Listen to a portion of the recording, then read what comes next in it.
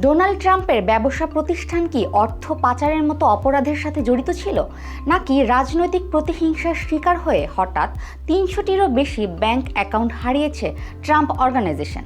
যুক্তরাষ্ট্রের ব্যাংকিং পাড়ায় এমনই এক নজিরবিহীন উত্তাপ ছড়িয়ে পড়েছে মার্কিন ব্যাংক ক্যাপিটাল ওয়ানের সাম্প্রতিক এক আইনি লড়াই ঘিরে।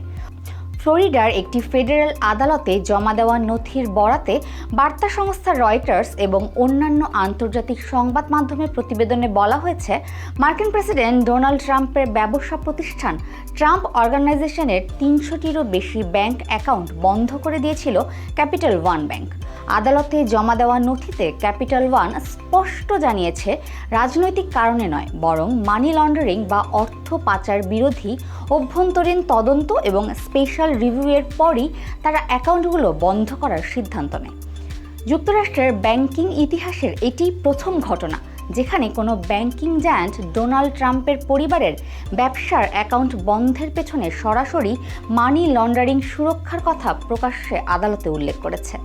মূলত ২০২১ সালের ৬ জানুয়ারি ক্যাপিটাল হিল দাঙ্গার পর ক্যাপিটাল ওয়ান ট্রাম্প অর্গানাইজেশনকে জানান দেয় যে তারা তাদের সাথে আর ব্যবসায়িক সম্পর্ক রাখছে না।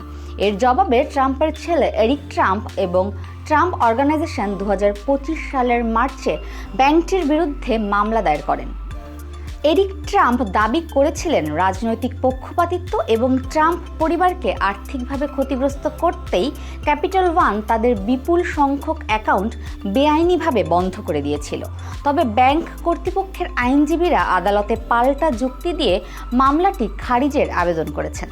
ক্যাপিটাল ওয়ান জানিয়েছে, তাদের এই তদন্ত চলাকালীন যে ট্রানজ্যাকশন প্যাটার্ন দেখা গেছে তা মার্কিন যুক্তরাষ্ট্রের ফেডারেল ব্যাংকিং গাইডলাইন অনুযায়ী সন্দেহজনক লেনদেনের আওতায় পড়ে।